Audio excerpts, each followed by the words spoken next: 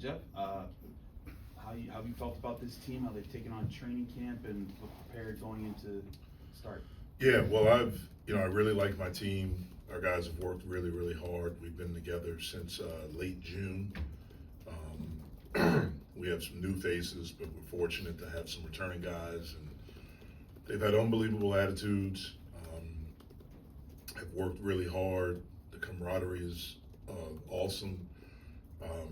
It's great getting some pieces back. So getting Papa back, he's actually today is the second day in a row where he's done everything. He's been fully cleared, all 5-on-5, scrimmaging. So that's been really good to get him back in the fold. It'll be great when we're able to get Amsel back, from his injury. But the guys have worked hard.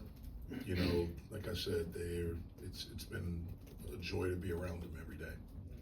So when you said the release said 6 weeks was kind of the timeline for him to come back, when those 6 weeks are over, is he going to be able to go right into the season, or is he going to need some time? Well, he'll be able to play. The one thing with the hand is that he can do everything. He can run. He can continue to do a lot of stuff. It's not a shooting hand? It is a shooting hand, so he's not able to do that. But as far as running and the conditioning part, he's able to do everything he can with that. It's just the physicality, the playing. They say 6 weeks. We're hoping it's not. We're hoping it's a little bit, it heals a little bit quicker than that. We'll get an update every week. I think it's every Thursday when he goes back to the doctor and to see how it's healing. And so hopefully he's a fast healer. Jeff, when you get in early into practices, I'm sure you have an idea how this team is going to play, but how much is it feeling out, okay, let's see where our strengths are? Like, how do you try to figure out what you guys are going to be in a particular year? Well, you're always, to me, at least for me, you have an idea, but when you get out there and you see, so you have an idea in June when we all come together. But now as we're in October, you're hoping the guys are better. And so maybe that changes what you're going to do a little bit. I think our guys individually have gotten better since the summer. And so, for us, you're always tweaking and always trying to figure out, how can we get better? What are our strengths? What are the things that we have to work on? Again, I think we, have a team that have a group of guys where we have a chance to be a good team. But we have to show up every day with the right mindset and understand the importance and the value of each day and go out and try to get better individually and collectively each day. And fortunately, we've done that. What's different about Jalen this year? More confident, obviously maturity. He's played in big games. He's played very well in big games. There's more, I would say, ownership from him. I think he understands his status on the team. I shouldn't say he understands it, but he's more comfortable, with his status on our team and the importance. And I thought he was very comfortable with it last year, especially as we got into, late February and early March. But I would say those things. I just think usually when you've experienced college basketball, you're normally a little bit more comfortable going into your next year. When seeing him throughout the offseason, saw him like rooting on Pitt's basketball tournament team, and he just seemed very, very much embracing, I guess, everything about Pitt. You guys going to see Bub, get drafted. Have you seen him, on top of being more confident, step up as far as a vocal guy to like lead other guys? He's going to be a sophomore, still one of the younger guys on the team, but it seems like he's trying to take more of a leadership role. Yeah, I definitely think he is. And he's finding his voice as a leader. That's something that he didn't necessarily have to do last year because of Blake. But now, with what we lost, I think he understands. And that's what I meant when I was saying, understanding his role, understanding his importance, all of those things on this basketball team and being more comfortable speaking. And, he knows what we want as a coaching staff, what I want. I think he also knows what's needed to be a good team. And so certainly finding his voice as a leader and being more confident to to use his voice. That leadership role being spread out between Guillermo, Jorge, and Ishmael and Jalen? Yeah, I think it's not just Jalen. You know, I think we have one of the things that I'm really proud of is that we have a group of guys that they're grateful and appreciative to be here. And so when you talk about like all of our guys, like they go to the volleyball games, they go to the football games, they're at the soccer games, you know, they really love Pitt. And that's one of the cool things about the student athletes here. Like there's a love and support that they have for each other and a respect that they have for each other and each other's teams, individual teams and programs. But as far as the leadership, Jalen and Ish are doing a heck of a job with that. Guillermo was chiming in. You know, we have some new guys that are older, like Damian Dunn has a lot of experience in college basketball. He's finding his voice and how to utilize it with this group because this group is new. But that's something that we're imploring him to do because he's seen a lot and he's been a part of really good programs. And so to find and to utilize his voice. So we have guys on this team that haven't, you know, have the ability to do that, and they're trying to figure out how to be most comfortable in doing that. 2 years ago, it was such a big step forward for you guys as far as culture. You talked a lot about that, the culture you'd established.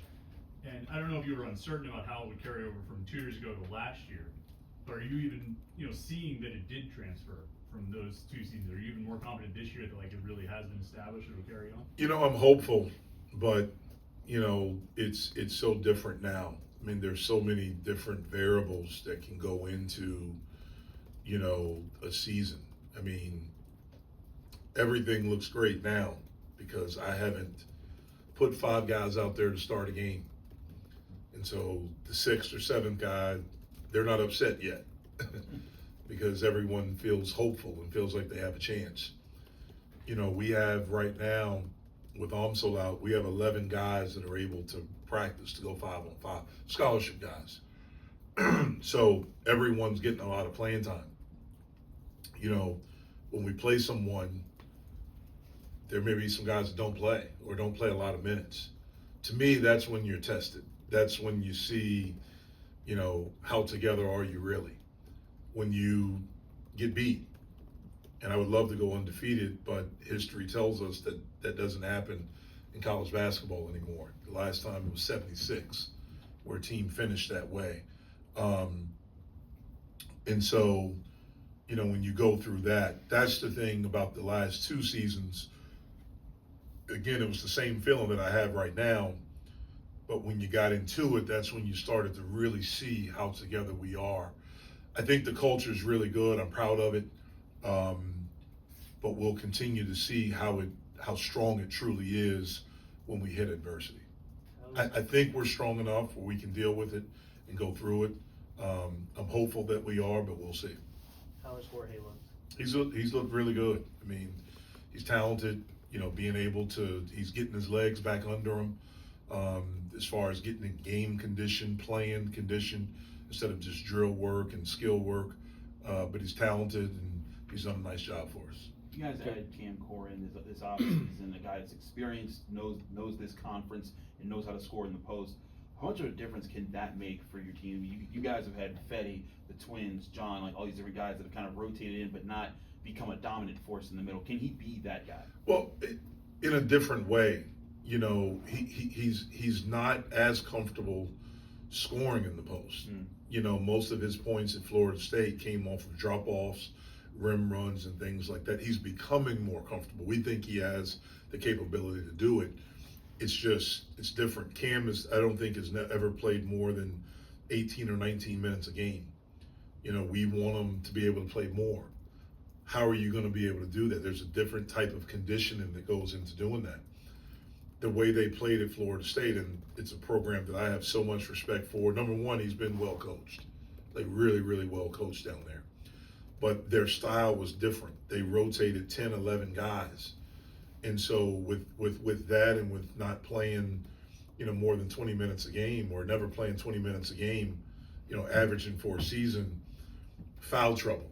You know, he at times could foul a lot there because you were constantly being rotated in and out. And so it's just all of those things. Now, he's talented. He's really talented. You know, we thought he was good. when we coached against him for 2 years, you know, I think he's better after having a chance to work with him. He's an unbelievable kid. He works his butt off, and he's done that since he's been here this summer. And he's a great teammate. And so he certainly brings some things to the table that we have not had. And we're excited about that. And we're excited about helping him to continue to develop those things where hopefully he can become dominant. He's not that yet, but we're hopeful that he can become a really, really good player. Jeff, you mentioned. Go ahead, Steve. Does having Cam and Papa and even Amdi in the front court now do something different for Guillermo, where he maybe can play in a different spot? Yeah, it does. It's something that we've looked at. You know, again, those three guys that you mentioned, Cam, Papa, and Amdi, I mean, those guys are talented. You know, two of them are freshmen. You know, Papa's a freshman as far as playing is concerned, and he's gotten a lot better from when we saw him last, you know, before he got hurt last September. He looks so much more comfortable out there. And with each day, he's getting mentally stronger. The final hurdle with that injury is the mental.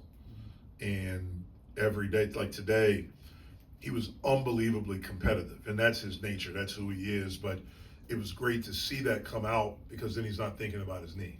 He's not worried about how he lands. He's not worried about that. So that was really cool to see. And Amdi, you know, he's as athletic as anyone as we have, you know, on our team. He plays really, really hard, and he's talented. And so that does help G, and we can move him around a little bit and look at some different lineups out there. Jeff, you mentioned Damian finding his voice. What do you think he, early on so far, how has he impacted, and how will he impact this team? Yeah, number one, he's good. He's a really good older player. He has a level of physicality that we have not had in a couple of years, since Jamarius, at the guard position. As good as Bub was, and Bub was really, really good, there was a level of physicality as a freshman, as a young kid, that you just don't have. Dame is in his 5th year of college, maybe his 6th year. I think he maybe redshirted 1 year at Temple. But he's an older guy, and he's a big, strong, physical guard. Obviously, playing for Aaron McKee at Temple, there's a toughness that's required, you know, to do that. And then going to Houston, there's a toughness and a level of physicality. So he brings all of those experiences to us. He can score the basketball. He can handle it. He can be, I think, a really good decision maker. We're going to need him to rebound for us. And I think especially his last year of college basketball playing at Houston, I think it helped him so much defensively, especially the level of physicality that he can play with. Because of the new transfer rules, a new word has emerged, re-recruit. How much have you had to re-recruiting you had to do of your players, your returning players? Yeah, all of them. Yeah. I mean, all of them. That's the nature of what we do now. You can't take it for granted that a guy's just going to come back. You know, you're hopeful. You know, you have a good relationship with them. They feel like they want to be back. You know, these kids now, they have more options. I mean, to me, that's the difference. You're a free agent every year. And so you can sort of test the waters, and not just as far as maybe a style, or maybe you're looking at somewhere to play more, or some kids a higher level. You know, there's a monetary thing that's involved with it too. And so, yeah, you have to recruit your guys all year. They have agents, but you deal just with the players, right? Some of them have agents, not all of them. A lot of them do. I mean, we have to deal with the agents. Yeah, we have to. Mm-hmm. I mean, but my relationship is with the player. That's who I'm going to coach. We deal with the agents, and we have really good relationships with the agents. And they're very, very important, and the majority of them are really, really good. But my relationship is with the players. Over the summer, well, the last time we spoke with you, you mentioned how you were surprised when you saw like Blake coming back to help your guys, and he told you about how, hey, Justin did that for us. I wanted to do that for them. Is Jalen the person who you think can kind of beat Blake from last season, or is that still something that you think is being worked out, like being like the guy that everyone centers around as the primary leader? Yeah, you know, I don't know if I'll ever coach anyone like Blake again as far as that leadership. Like Blake has such a unique spirit. And it's not that Jalen doesn't or Ish doesn't or anyone else, but he was such a unique guy. And I don't know if I've met anyone or been around anyone or coached anyone that was more grateful, excuse me, of everything at the University of Pittsburgh and the city of Pittsburgh. And it showed every day. Like, he never walked in here with a funky attitude, a bad attitude, or in a bad mood. Or if he did, if he had it, we didn't see it. Every day it was upbeat. Every day, and as a coach, even if I'm in a funky mood or not feeling great or whatever, every time I saw him, he lifted my spirits. These guys do. Now, I've experienced that with this group every day. I get that from them. But as far as an individual player, I just think that's unfair. Like, I want Jalen to be Jalen. I don't want him trying to be Blake. I want Ish to be Ish. And one of the cool things last year about Blake was him finding his voice. Because the year before, it was the majority Jamarius. Mm-hmm. Now, Nelly and Grit or whatever, but the voice and the guy that they went to was Jamarius. And so it was really cool to see Blake do it. And I'm looking forward to see Jalen and Ish find their voice this year and do it in their own unique way. Sometimes when you have some success, that means that your assistant coaches are good looking at other things, offered other things, but you've been able to keep, especially, Jason, Tim, and Milan around. Why do you think you've been able to do that? Well, I think, number one, the first 4 years, I don't know if anyone wanted us, any of us. But the past couple of years, we have been able to win and do some things. Look, I think all three of those guys, number one, they have been head coaches before. T.O. at Fairfield, Milan at Mount St. Mary's, and at Holy Cross, and my brother at Appalachian State. I think they all aspire to be head coaches again. But I just don't think the right one has presented itself, for them. I think if the right opportunity came and it fit them and their family and what they were looking for, I do think it's something that they would pursue, and I would do everything I can to help them, to achieve that. But they have been unbelievable for me, for our program, and I think it says something about our program and their loyalty that they want to be here. A lot of times you have assistants, man, like you're chasing something, and you're not grateful for where you are because you're looking at the next thing. And there's nothing wrong with it. Like, I get that. I was an assistant once or twice myself. And so I understand that. But I think the ones that are really good, they're locked in and focused on what they're doing, where they are. And I think they understand if they can help the place where they are be successful, then it gives them more of an opportunity to become successful individually. Last season, there was a lot of talk about the non-conference schedule. Everybody's and how important it is for getting to the tournament. Are you comfortable with yours? Yeah. First of all, I was comfortable with it last year. We didn't know that, two of the teams that we played in non-conference, would end up having the seasons that they had with West Virginia and with Missouri. I thought that hurt us. And certainly losing, to Missouri at home, so that hurt us.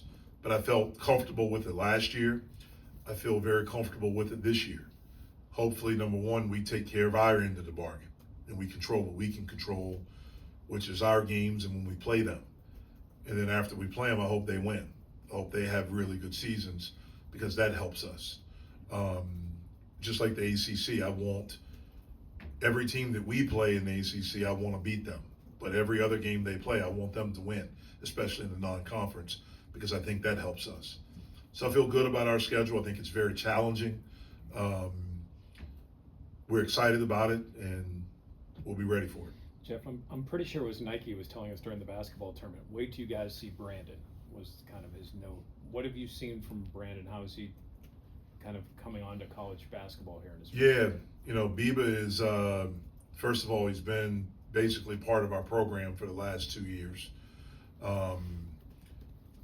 Unbelievable kid, talented, competes his butt off, unbelievably competitive. You know, he's a really cool kid from the standpoint, very smart, unbelievably low maintenance. You get him on the court and there's this like different personality. Off the court, he's quiet, kind of to himself, doesn't really say much. You get him in between those lines, then he like transforms into this like just this intense competitive guy. Plays hard, you know, he has fast twitch, he's athletic, and he can score. You know, he's learning how to facilitate even more, learning how to pick his spots.